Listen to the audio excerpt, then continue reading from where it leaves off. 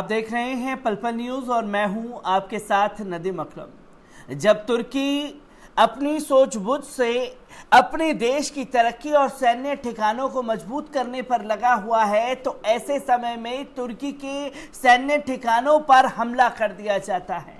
जी हां, कल रात ऐसी ही हैरान करने वाली तस्वीरें सामने आई इराक से, जहां इराक में तुर्की के सैन्य ठिकाने हैं, उन सैन्य ठिकानों के ऊपर रॉकेट से हमला किया गया है और एक भारी तबाही वहां मचती हुई दिखाई दी है। क्योंकि तुर्की का कद बीते कुछ दिनों में जैसे बढ़ रहा है, उसे किस देश को प्रॉब्लम है ये हर कोई जानता है, ताकि तुर्की इन हमले से डरे और जिन कामों को अंजाम दे रहा है वो कामों को अंजाम ना दे सके।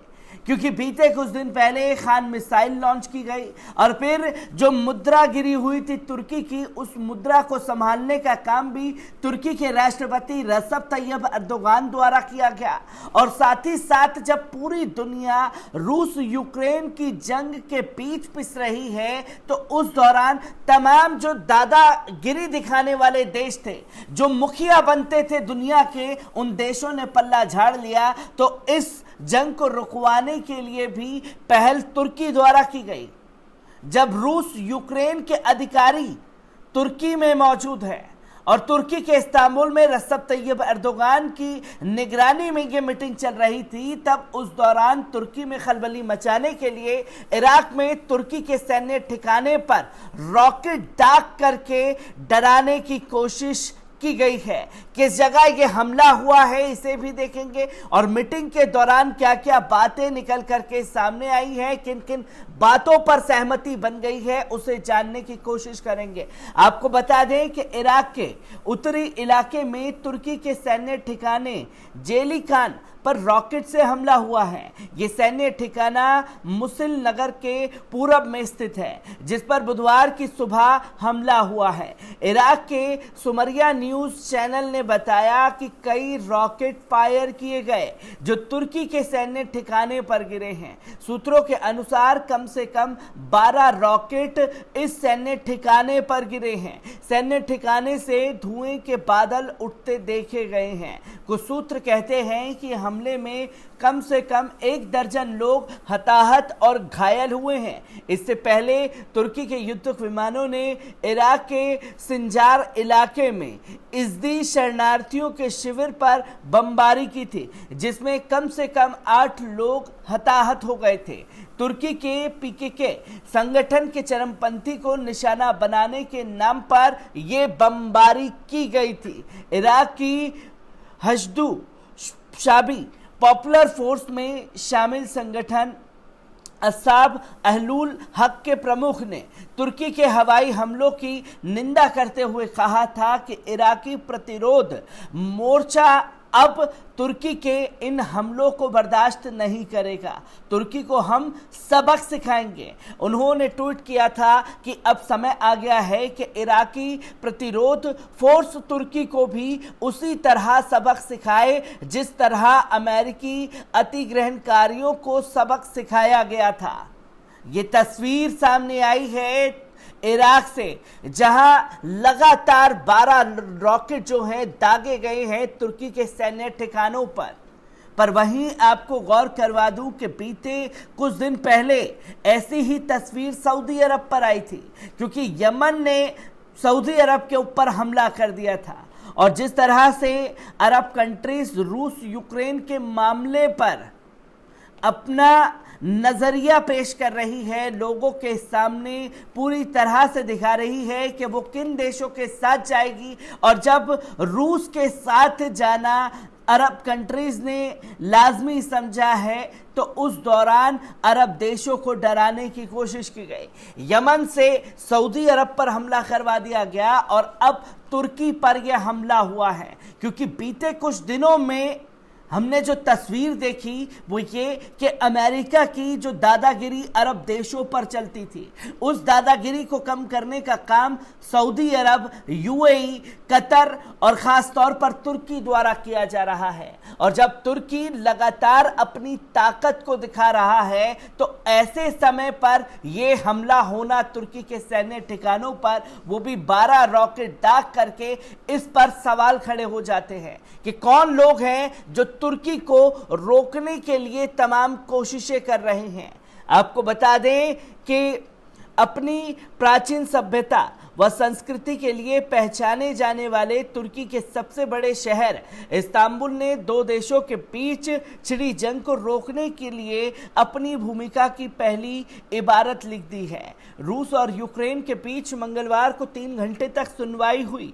बातचीत के सकारात्मक नतीजे मिलते दिख रहे हैं। उम्मीद है कि जल्द ही युद्ध विराम हो सकता है। पिछले 34 दिनों में रूसी राष्ट्रपति पुतिन को समझाने की कई देशों ने कोशिश की, लेकिन वे नहीं माने। लेकिन बीते शनिवार को तुर्की के राष्ट्रपति एर्दोगान ने पुतिन से फोन पर लंबी चर्चा करते हुए उनसे जंग रोकने की गुहार तो लगाई ही, लेकिन साथ ही दोनों देशों के बीच शांति वार्ता इस्तांबुल में करने के लिए उन्हें राजी भी कर लिया।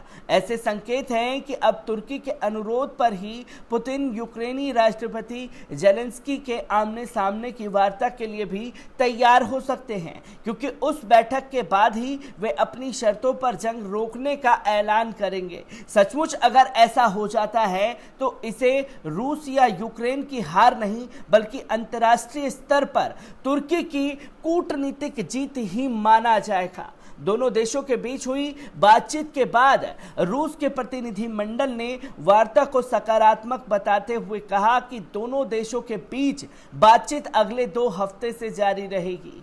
दरअसल आज हुई बातचीत के सकारात्मक होने की वजह भी है। यूक्रेन अपने मुल्क को और अधिक तबाही से बचाने और अपने नागरिकों की रक्षा के लिए रूस की 2 प्रमुख शर्तों को मानने के लिए राजी हो गया है।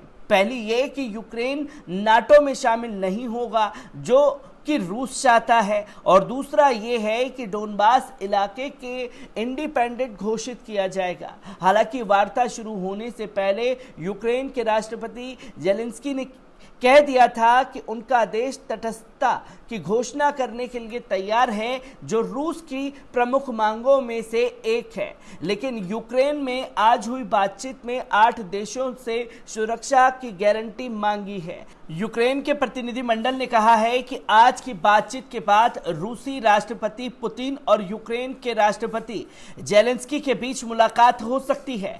यूक्रेन के प्रतिनिधिमंडल ने बातचीत के बाद कहा है कि उनका देश तटस्थ स्थिति को अपनाएगा अगर बदले में उसे सुरक्षा की गारंटी मिले।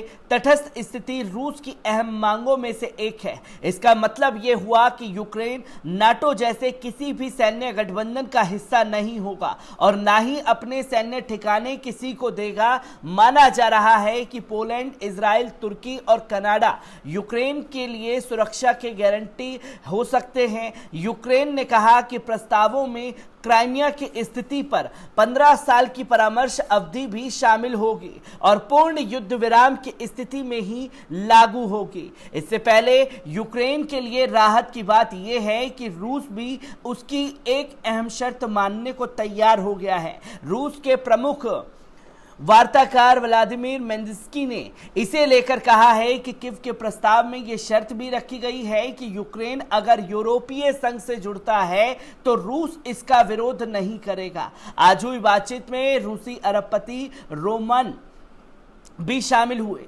जिन्हें पुतिन का सबसे करीबी समझा जाता है। उन्हें तुर्की के राष्ट्रपति एर्दोगन से बात करते देखा गया, जो इस्तांबुल में वार्ता में मध्यस्थता करा रहे हैं।